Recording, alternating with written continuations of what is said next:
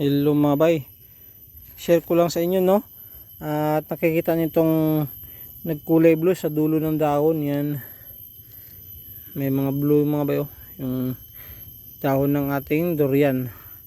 Dahil yan sa ginagamit natin bagong fungicide mga bay, yung Fortuna Blue. Kasi nag-advise sa akin yung pinsan ko mga bay, maganda daw gamitin yun na fungicide, lalo na sa mga maliliit na durian ganito mga bay.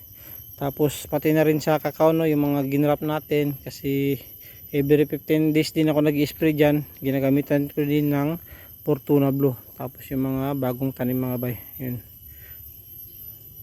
kahit nasa ganito kalaki, nilalagyan ko rin ng Fortuna Blue kapag nag-spray ako dyan mga bay. At sabi nila maganda daw talaga ang Fortuna Blue.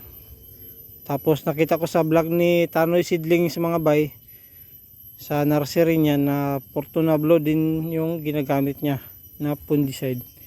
At ito talagang epektibo mga bay, kasi nakatatlong spray na ako dito.